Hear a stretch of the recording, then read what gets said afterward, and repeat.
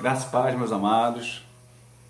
Eu estou aqui aproveitando essa oportunidade de uma recomendação do Reverendo Barnabé para que nós não ficássemos paralisados com essa situação na questão dessa pandemia. E eu quero, com essa oportunidade, trazer uma questão da Escola Bíblica Dominical. E eu quero deixar todos cientes, amados, que a Escola Bíblica Dominical ela é essencial para a igreja.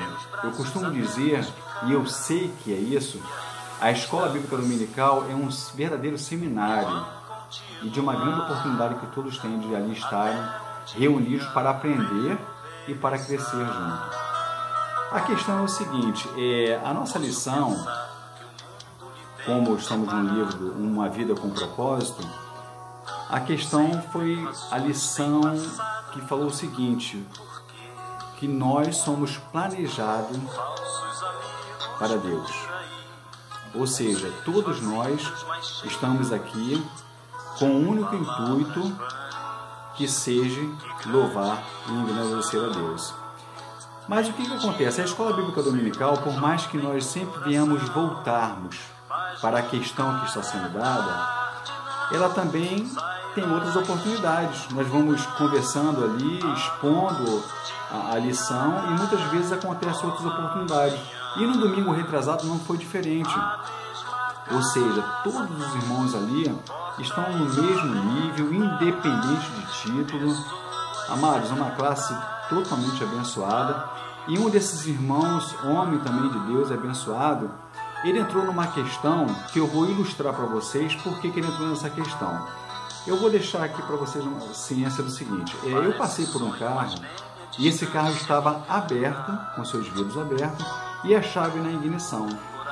E isso foi uma oportunidade para esse amado ele questionar o texto de Mateus capítulo 26, o verso 41, que ele disse assim: mas a Bíblia diz que nós devemos orar e vigiar. Tudo bem. Eu disse para ele e questionei o seguinte, de que esse texto, quando Jesus estava na situação do Getsemane, ele estava passando por um momento de angústia. E ali ele estava inicialmente com os 12 discípulos, depois se destacou e levou somente 3, que foi Pedro, Tiago e João. E nesse momento foi que Jesus, ele pediu, ele falou assim, olha, vigiai e orai. Mas para quê? Para que não venha a cair em tentação. Olha só a expressão. O que nós devemos entender? A palavra pregada com exposição, ou seja, uma palavra expositiva, ela tem que ser pregada no que o texto diz. Quando o autor escreve um texto, ele está querendo dizer naquele texto o que realmente ele está escrevendo. Agora, nós, muitas vezes, aqui mudamos as situações.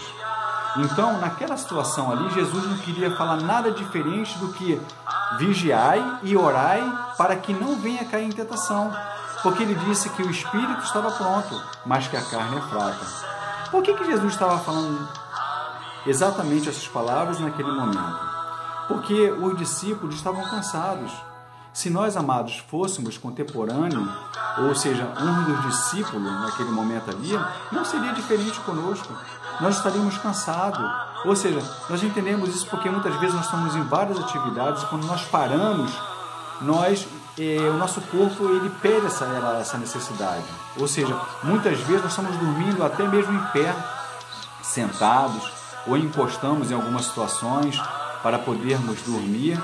Isso é uma naturalidade humana, mas Jesus estava falando, será que não é possível vocês ficarem acordados por um tempo, seja uma hora, seja qual for o tempo necessário, somente para que não venha cair em tentação? Então, o que o texto está bem explícito e explicando nessa exposição é de que essa tentação seria justamente pegar no sono.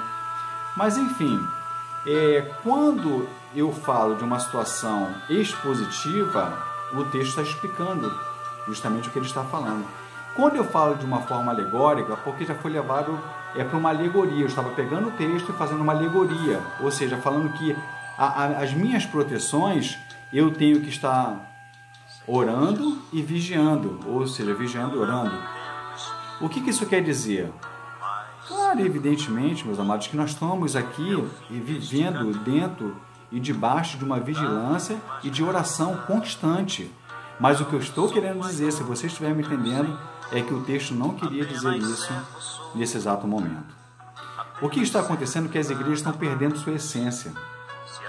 Se eu pego esse texto e digo para a igreja, eu irei fazer uma alegoria com esse texto, aí eu estou explicando à igreja que eu estou saindo da essência e estou levando para um paralelo, ou seja, uma coisa que não é real.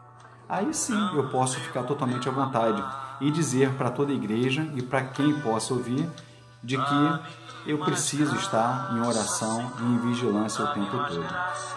Jesus ele falou por parábolas. Nós entendemos que em Mateus capítulo 13, no versículo 13 e versículo 34, nós observamos de que Jesus falou assim, olha, eu vou falar por parábola para que eles possam entender mais facilmente. E isso é óbvio. Até hoje nós entendemos assim, com facilidade, porque Jesus ele pega fatos reais.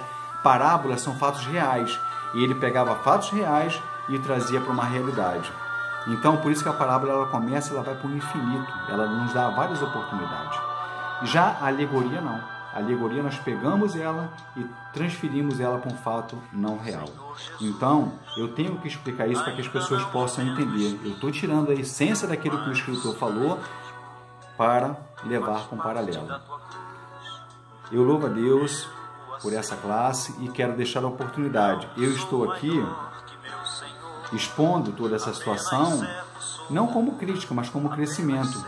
E estou aqui como se numa atitude correta, que eu entendo que eu estou correto, que eu estou falando a verdade, só que a minha verdade não é absoluta. E se qualquer situação que você tenha biblicamente para falar ao contrário, para que nós possamos crescer e entendermos de uma forma melhor, é isso que eu quero. É isso que eu quero. Então, voltando a repetir, estarmos dentro de uma classe é para nós crescermos. Nós precisamos aprender. Isso não quer dizer que eu possa sair da lição, aproveitar uma oportunidade e depois voltar para a lição, porque o importante é a lição que está sendo aplicada. Eu quero deixar essa oportunidade para você, que você fique totalmente à vontade, tá bom? E deixar umas perguntas para você. Se eu lhe perguntasse se você saberia qual é a lição que seria aplicada nesse domingo que passou, será que você saberia? Se eu perguntasse a você, será que você saberia responder o texto fundamental da lição do domingo retrasado? Será que você saberia responder? Então o que eu quero é isso, eu quero que você realmente leia, que você se infiltre na lição, naquilo que a igreja está proposta, pelo propósito da igreja, que ela está com o propósito de nos chamar para um ano diferenciado e crescermos todos juntos. Então que Deus te abençoe, eu fico aguardando as suas opiniões. Se não quero achismo, eu quero convicção, se estou certo, se estou errado, se nós devemos acrescentar alguma coisa a mais ou a menos, mas não paralisarmos. Estamos aqui como Escola Bíblica Dominical, como seminário na presença de Deus. Que Deus te abençoe, em nome de Jesus.